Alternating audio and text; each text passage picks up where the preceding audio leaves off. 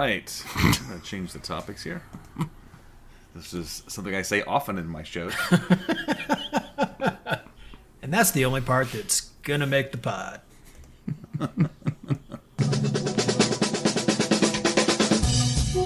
Yeah, so just prepare to... It'll be great. It'll be perfect. Y'all motherfuckers don't watch us play throughout the year, to tell you the truth. I'm gonna be real with you, and I don't care if I get fined.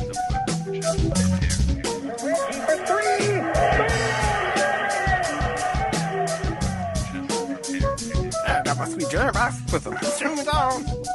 That train is off the tracks. Who doesn't love a bouncy castle? Hitler.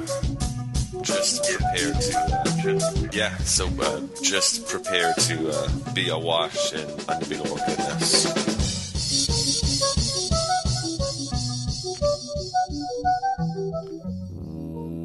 Welcome, Pacers fans. You are listening to the Undebeatables, your semi-weekly Pacers podcast. Today is November 12th, 2023, and this is episode 668. Coming to you from Indianapolis, Indiana. I'm your host, Joey Gaffrida, the man behind the dials.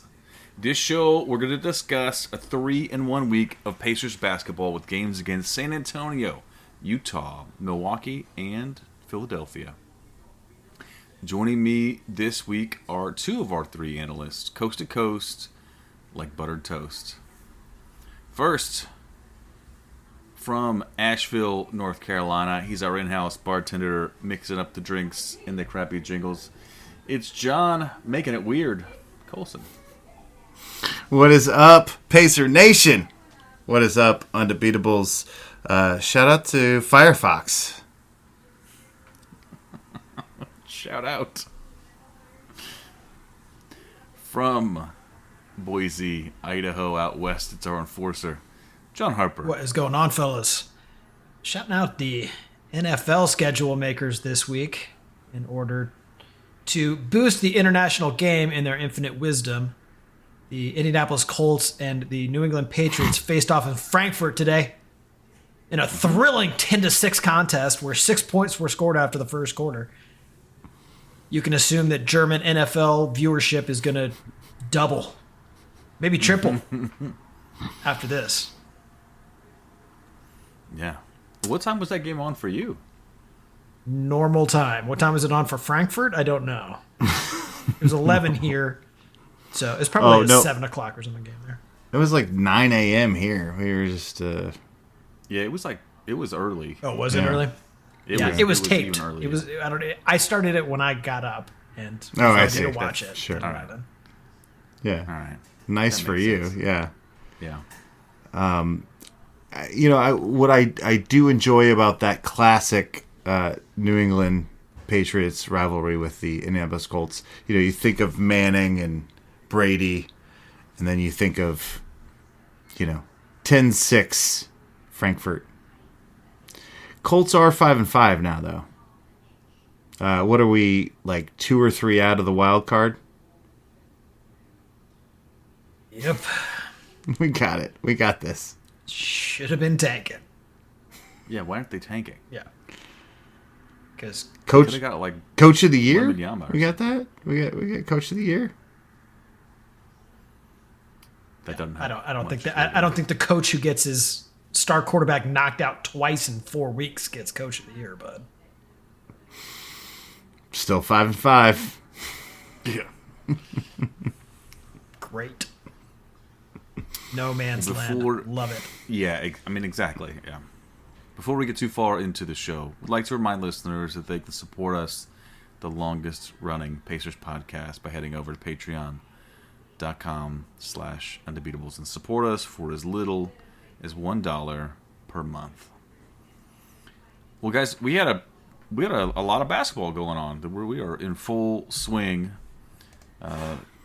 First game this week was anticipated matchup against the San Antonio Spurs, Monday, November 6th, and Pacers win this one big, 152-111.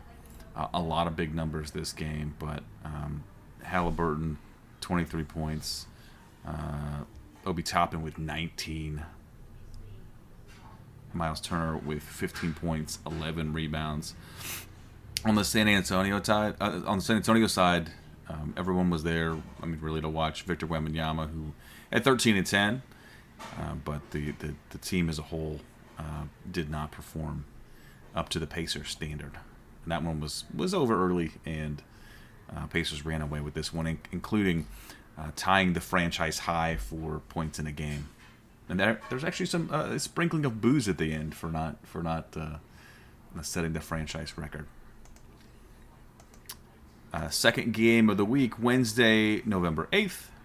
Pacers still at home against the Utah Jazz. They win this one also, 134-118, and this one not as big of a blowout, but a good solid win by the Pacers, and did close this one well.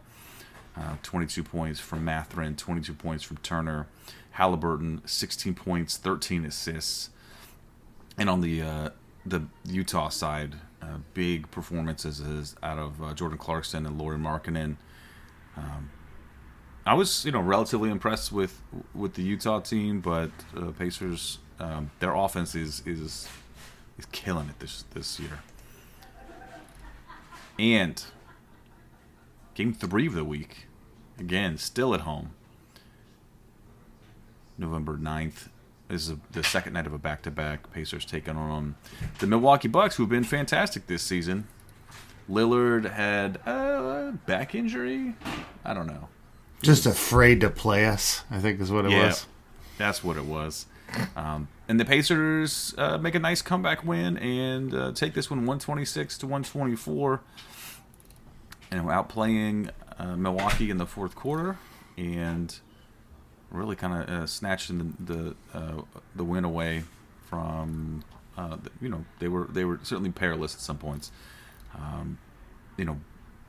Halliburton had an amazing game, nearly a triple-double, 29 points, 10 assists.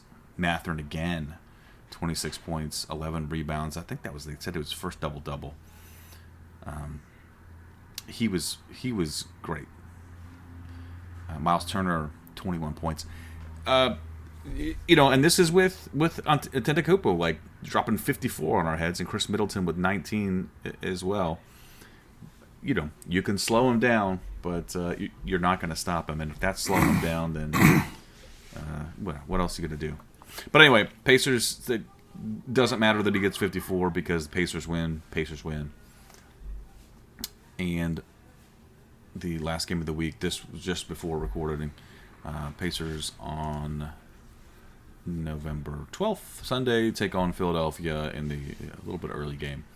They lose this one 137-126. This one they were trailing by, about 10 points for most of the game. And actually, you know what? There was some bigger gaps. Yeah, we were down 20 in the first half. Yeah, it was 17-20, and then they kind of closed that gap, and then they just kind of never really they may have caught up or may have tied. It was very close for some points in the second half, but then Philly got that gap and then just held on. Embiid was, amazing as always, 37 points. 37 and 13, it was just a force. But Tyrese Maxey, basically doesn't miss. So he had 50 points, which was the second time we gave up 50 points in a week. So, Tobias Harris was solid for them too, 18 points, 9 assists, or 9 rebounds, sorry. Miles Turner had a great game though, 22 points. Halliburton was 25 and 17 assists on the day. Hield had 16 off the bench. Jalen Smith had a pretty solid game too, 11 and 6. But I mean, overall, it was a good week of basketball. Harper, we go 3-1. We beat, San Antonio's not a great squad, but Utah should be okay, and Milwaukee we know is great. We were competitive with Philly. What was your takeaways? Well, first off, who had 3-1? Colson, that was you, right? I don't believe so. Did I say that? Did you say Ofer? I Or feel did you like go I 1 and did. 3? No, I think I went 1 and 3. You and Yeah, I Jason went 1 and 3. Yeah, Joey, I yeah, think yeah. you called a sweep, which Yeah, was probably. ambitious, and we were right there. I was split. So Joey, I think you and I will have to have the points for this week. Sure. But really a good response from this team after a really tough week of basketball last week. I mean, that's the big takeaway from this week. I mean, it's great to do well. You know, we win all 3 games to close out the homestand. That is monster. Shout out to Rick Carlisle, who got his 900th victory and is now clocked in at 902. Second. Yeah, I was going to only say, and his 901 and 902. Yep, and second to active coaches, only to one guy whose name I can't remember. Papa something. Something. Papa And- John's? Yeah, it did it against Pop, which is cool. They had a moment after the game where I think I might have even seen Popovich smile. So Oh. Carlisle did. So let's not get carried away. We get our Wemby watch out of the way early. He's still a giant human-ish player, but the Pacers just. I mean, we just turned it on in this one. 86 points, I think, also ties the most in a half for us. I mean, just a monster game. We just came out with some authority after a tough week, really wanted to make a statement early. Knew people were going to be watching this game because of Wemby, too. We were at home. It was, win-win for the Gipper time at 900, so just a lot of motivation. Everybody came out and played super well. Really cool, too, for the guys to put it away that early. That means that you get get time for, war out there. Jarris Walker showed really well, had a couple of really nice assists out there. But even early, we were playing a little Isaiah Jackson, and he got a big block on Victor Wembanyama. Yeah. One of the few guys who's ever going to be able to say that. You No, like I that one, liked. Joe? I liked how we rotated Isaiah Jackson here. Just put on size. I mean, not that anybody's the size of Wembanyama, Yeah, but put hops on size. You can't put size on size. Right. Yeah. Joe, how did you watch the block? Did you see the block? Yeah, the block was awesome. Because he jumped as high as Wembanyama can jump, which is pretty impressive. Well, I think he's got a better vertical, but I agree with that. Wembanyama's got the the body advantage on him, but well timed, and I mean everybody's going to get blocked at times, and but yeah, it was he's going to show up on the highlight reels for that because it was awesome. Yeah, he definitely made Sports Center for that one. That was very cool. Mm-hmm. Ultimately, he has to sit down with some foul trouble, but a really solid game from Jackson. It was fun. It was good to see him out there. Got 7 points out of it in 15 minutes total play. So that was cool. We just everything that we did was good. We hit all the shots. Obviously, if you're scoring 152, things are going well.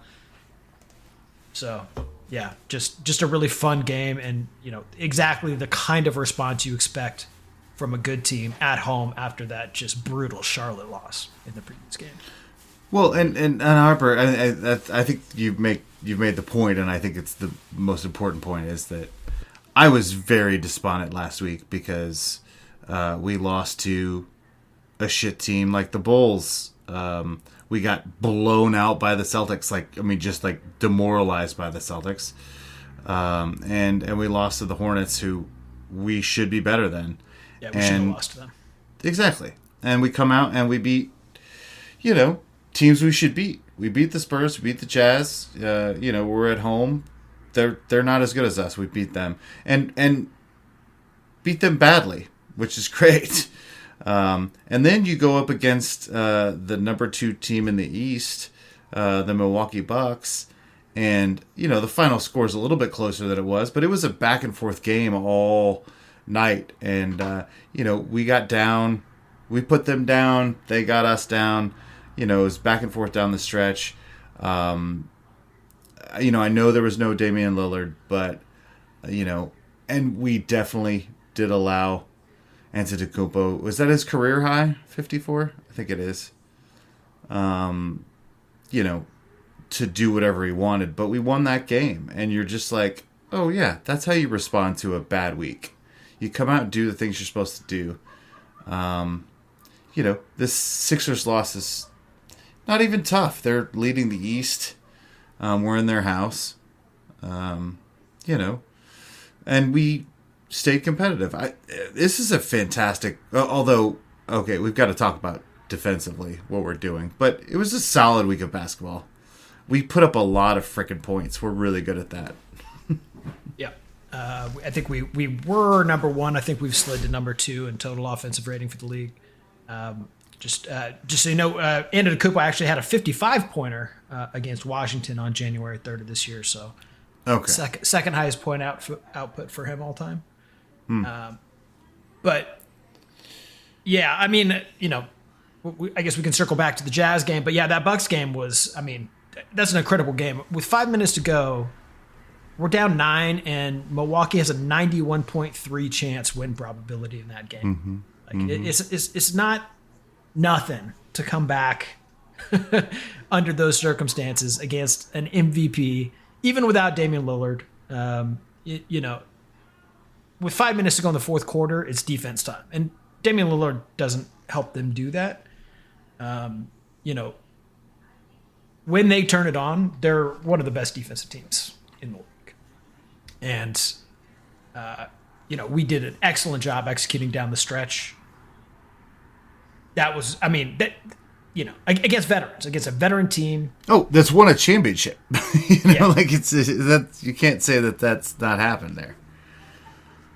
Yep. Only got 26 assists, so I know that you're probably disappointed with that. I am. Yep. No, it just a really good game. I mean, that's the game of the week right there, obviously.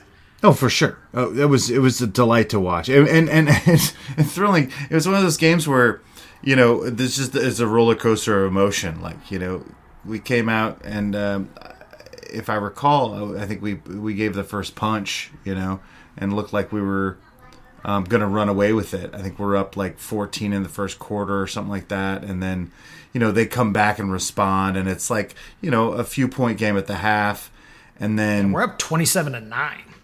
Yeah, we were just rolling, and you're like, oh, we're just going to roll over this team, but they didn't roll over, and we started missing threes. You live by the 3, you die by the 3. They crawled back into it. Giannis is getting whatever he wants. Third quarter, it felt like they went into the locker room, got a game plan, and they came out and they were like, we're not going to let them run all over us anymore. We're going to stop the transition. They sort of took control. And you get real nervous, like you said. We're down 9 with 5 minutes to go, and then just made the right plays. This is a very satisfying win. I was I was thrilled by this game for sure. Yeah, Nimhard had a big 3 to end a quarter in this one. Twice that happened this week. Nimhard has been clutch for us. Giannis got his 50 with 92 seconds into the fourth quarter. So as many points as he put up, we actually did a little bit better on him in the fourth quarter. And we did force 8 turnovers out of the guy. We saw some good defense out of Bruce Brown, which was nice to see in the first couple games this week. But yeah, Tyrese Halliburton is the guy who gets the the credit for putting this thing away. Mathurin though he was calling for being put on Giannis all game and down the stretch. Gets an assignment on him, forces a big turnover to help us seal this thing out. Then Halliburton goes down, gets a foul on the other end. Mathurin hits a couple clutch free throws. He had his best statistical game of the year against the Jazz, did Mathurin, and then came out and bested it in this Bucks game. He was an absolute beast out there. That was a good one. Really good efforts up and down the block. Well, was it the week of Mathurin, right? Because I mean, like I feel like, Halliburton had a little bit of trouble last week. I felt like maybe his groin injury was bothering him. Like Halliburton was brilliant this week. Miles Turner looks like he's just going to be like a 20-10 guy potentially. He's kind of putting in the work every night. You look like a Jalen Smith's going to be a 12-6 guy every night. Bruce Brown's going to put the numbers across the board. Maybe a 10 6-6 sort of thing. You don't know where you're going to get out of Toppin. Maybe he'll give you 19 points. Maybe he'll give you 2. But like what we kind of thought we were getting from these guys, we were getting. This was the week of Mathurin, right? He's starting to figure something out. He's in post game, the post game, he's saying, "Hey, look, I'm being told to play defense, and that's what my main goal is.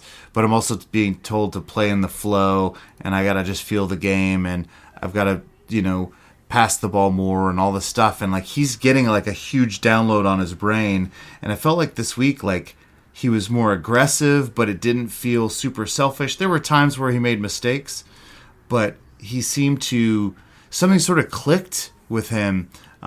He did play better defense, and he was more aggressive with the basketball. And I thought that's why probably the main reason we won 3 games this week. I do. Yeah, I definitely want to give a shout out to Mathurin as well, and particularly defensively. There was a time, like you said, he's a big steal against Giannis towards the end of that game, and there was a I don't think this was the plan, but Embiid gets him, matched up with Mathurin, and starts to back him down, and Mathurin holds his ground, and Embiid just passes out. And normally, I was very impressed with he was just super strong on defense, and I mean that's we talked about this last week. That was like a concern for me with him, is that he's kind of one-dimensional, and for me, it's like, hey, can he do the things he was already doing, but can he play defense, and can he play within the flow is kind of what I'm looking for, instead of just being a ball stopper and just cutting to the hoop or hitting the open 3. Like, it's more dynamic now, and we're seeing more of that, and that's what I was concerned about, and I've been very pleased with. He's still doing that. I mean, it's choppy, but like there are stretches where you're like, oh yeah, that was the right read, that was the right pass, that was the. I mean, he's starting to understand that when you get into the paint, when 2 feet are in the paint, a lot of good things happen. You don't necessarily have to go into 3 guys. There's somebody open, sort of stuff. Like he's starting to put it together, and you can see it in real time, and it's really fun. Yeah, I would argue that the growth feels pretty incremental at this point, but I'm with you. The intention of playmaking is following, is showing up. He missed a couple passes this week, and sure, for sure he did. I mean, that's what I'm saying. Like it's choppy as hell. but there's no question that he's out there. He's working hard. He plays on both ends of the court. He's working his tail off. He's going to continue to get better. With some of those threes that he's started to hit, I think it was the Jazz game where he had a couple step back triples, and that's the shot that he's feeling comfortable with. And it's not guardable. It's not guardable. Like there's if you're a guy who is a threat to get into the paint and you have a step back every time, there's nothing that can be done. Right? You've just got to make a choice, and adding that to his repertoire is just monster. He had a huge game and helped us out in that Jazz game, which was a pretty fun one as well. We put up 134 in that guy too. They're notably without Walker Kessler, who maybe a lot of fans haven't heard of this kid yet, but he was drafted last year and is a difference maker for this team. So they were playing Markkanen out of position. As a result, we owned this team in important ways and looked really good on the glass, especially. But we went out there and we did what we were supposed to do and executed on them. One thing that we didn't mention yet was in the Philly game, Kelly Oubre Jr. got a DNP because he got hit by a car as a pedestrian. Oh my! What? And I think yesterday, someone ran him over in a car on the street, and then they took off. Oh jeez. So, Well, that is terrible, and I hope he's all right. Do we know if he's? yeah, the last thing I heard was that he was recovering, and I think he was going to be fine. He's stable, but yeah. Well, they didn't need him for rebounding in the Philly game. I mean, that's the reason we lost this Philly game, right? I mean, they just dominated us on the rebounds. Well, that happens when you play Embiid. Yeah. I mean, 54 to 32 rebounds. They had 23 offensive rebounds, which leads to 15 extra possessions. Yeah. No, They also did a great job off our turnovers. We didn't turn it over often, but they I think they scored 20 off 10 or something. It's like Yeah. they won the game within the game. Well, we've been, I mean, I think all week and maybe all season, I think we've been competitive on the boards in a way that we weren't last year. If we're not winning the rebounding game, we're at least within range. And outside, the Celtics game as well, where you just get completely dominated on the boards. And, still only lost by 11, so good. Yeah, I mean, Jalen Smith playing 5 for us has made a difference for us in rebounding. Our bench played perfectly fine against the 76ers. It was our starters who couldn't keep pace. But, you get 87 points from 2 dudes. You're wondering where you're stopped. I mean, it's one thing to give that up to Embiid, right? We saw earlier in the week a guy score 54 against us, but as long as he shut down the rest of the team, right, no problem, right? Right. But who's going to shut down Tyrese Maxey? And the answer is we don't have that perimeter defender right now. Well, and that's the question though, Harper, right? Like, so I mean, so Mathurin wants to get better defense. He's craving to defend Antetokounmpo. He wants to be the stopper. We spent a lot of money on Bruce Brown, who's made his name in this league as a perimeter defender. Neesmith has some length. You've got a Miles Turner in the lane. Like, we were bad at defense last year, and the whole offseason notes were everybody's got to get better at defense. We have nobody to stop a guy from scoring 50. Now, it makes sense to me, Antetokounmpo, and I know that Maxey is playing very well, but like, this is not, you can't win a lot of games if you're just going to give up 50 on the perimeter, right? And we have guys that we can throw at them. It's not like Halliburton is a sieve either. I mean, he's just long. He can poke the ball away. There was a game this week where he just was like throwing his arms out in the air on a pass and just tipped it and, got a deflection and we got a layup. Like, he's active hands, but we can't stay in front of a guy, apparently, like Maxey. Do we have a plan for this? I mean, internal development. Brown? Yeah, internal development at this point has to be the answer. I mean, you would have hoped that Bruce Brown was that guy.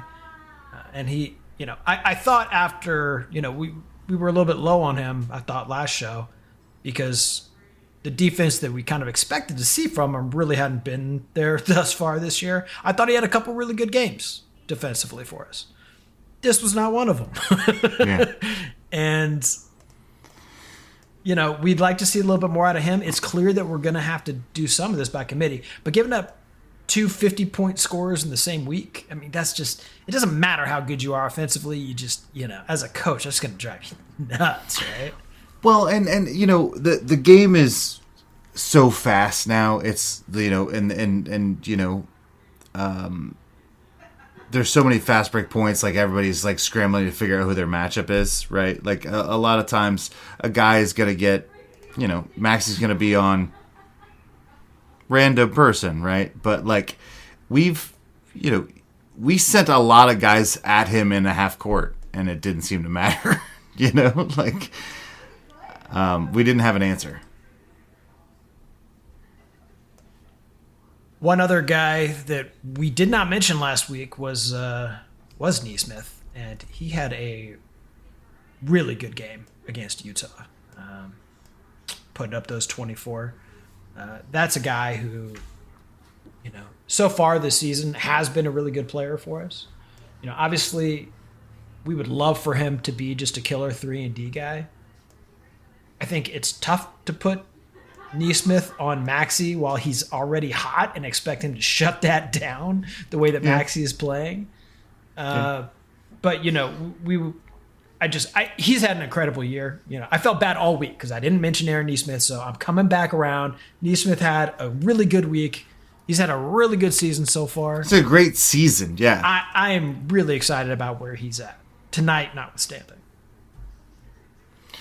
It feels like he can't miss a three, Yeah, he's balling. And he's going to the hoop. It seems like he's doing the little things. He's the guy that's getting on the floor. I'm loving Nesmith's game right now. Him and James Smith got a good flow going. It's good stuff. Yeah, no, it seems like they're sort of the heart of that bench crew. I'm absolutely thrilled with Nesmith. But you're right. I want him to be able to be a little bit more of a D instead of a 3, and it's not so far happening. I thought he played quite well other than tonight, but it's not like anybody was, it didn't seem to matter what we were doing to Maxey. Well, or Embiid. But if it's going to be Nesmith's job to shut down Embiid, we got game plan problems, not Nesmith. Well, and also the man won an MVP last year. He's allowed to do whatever he wants. You just got to stop everybody else, and we didn't do that tonight. Incredible week. It's not a shame to lose to, essentially the best team in the league as far as, standings wise, and at their house. We won the games we were supposed to win, plus a Bucks game that we weren't expected to win. This is a great week of basketball, and makes me feel way better about the previous week. We're now 6-4. We're 2 games over 500.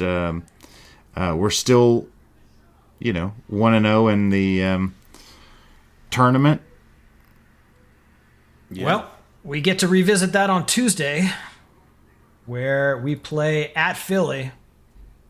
And see just all these guys. We learned some stuff though. We learned some stuff. Yeah, that was just 48 minutes of scouting report for the yeah, exactly. I think contest. that's Carlisle was like, look, I'm not going to show all the things. That's probably what it was. Sure. And then our only other game next week is on Sunday at Orlando. Very light work week for our Pacers. Did I say at Orlando? It's first Orlando. Yep. So we get to come home to the friendly confines and whoop up on Banchero and the Magic. All right. So 2-0? Yeah, 2-0. I'm going 2-0. I honestly think that we were pulling our punches tonight. Yeah, not a thing. But we're not going to let Maxey go for 50 again. I can tell you that. Look, Carlisle has got a great coaching staff, and he's going to figure out what happened, and he's going to fix it. Aren't the Orlando Magic the well-coached Orlando Magic? They are. I'm still not afraid. I think we got a great team right now, buddy. Are we fourth in the East right now? We're third. Third. Oh, better than I thought. 4, I believe. Yeah. So, I don't care about the Orlando Magic. I'm not afraid. They currently do have a winning record. They are 5-4. Yeah. You know what? Don't come for the king unless you want to. Whatever. I don't know what the phrase is. We're the king. We have a better record than them. That's all I'm saying. Man. As low as Colson was last week, man. I'm so excited. I'm so excited. These mood swings are just I'm It was a getting great dizzy. week of basketball. I really enjoyed watching Last these week games. you were ready to become a Magic fan instead. That is true. No, it was an incredible week of basketball. If you're listening to this podcast and you have an ability to go back and watch these games, they were all really delightful. I mean, just watching us play offense is really, really delightful. It's amazing.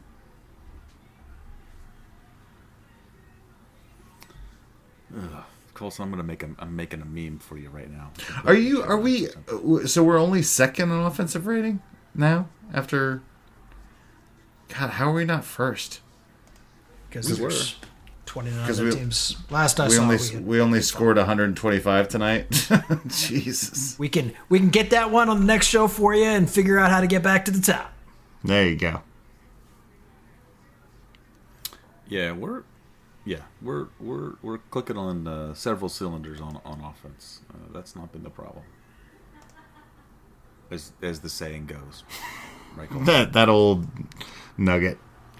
Clicking on cylinders. Several cylinders. Several cylinders. All right. Well, we'll be back with you on Thursday. We're gonna dig into the nitty gritty.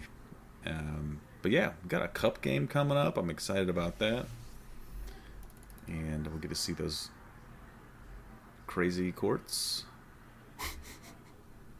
and we get to see some good, see some good competitive basketball. Until then, you can hit us up on social media. We are at Undebeatables on Twitter. We are on Facebook.com/The Undebeatables. Our website is TheUndebeatables.com. There's a contact form there. You can use that to send us a message and email. Shout out at TheUndebeatables.com and website/store for swag. For the architect, Donnie Walsh, and our once and always Hall of Fame coach, Bobby Sick-Leonard. Turn out the lights, the party's over.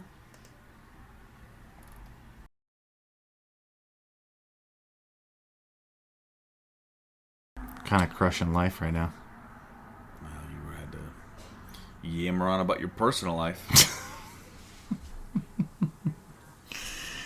Fair enough. I'll stop. Thank you. That's not what we're here. It's not what we're here. I want to only hear about the Pacers, and that's it. Cut his mic. Is Foxfire the same? Is it similar to Firefox or Foxfires? No, you made up Foxfire. Let me check on Urban Dictionary real quick. But It might be different. it says it's a legendary nightclub / lounge in Anaheim Hills, and it's the ultimate cougar den. It's also a hotspot for Manthers. Have we heard Manthers as a phrase before? Is that the cougar correlate? I've got to assume so. That's my first. So it's like a golden bachelor. Okay, it is. Yeah, it's the male Manther. version of a cougar, a Manther. So it's like us. We're all Manthers, right? I don't think I can claim that one. Well, I mean, you're married, but I think Harper and I are Manthers. So it says Manthers are older men who pursue partners significantly younger than them. Oh, okay. Take a Maybe pass no. on that. Yeah, I'm going to take a pass on that too. I'm out. Huh?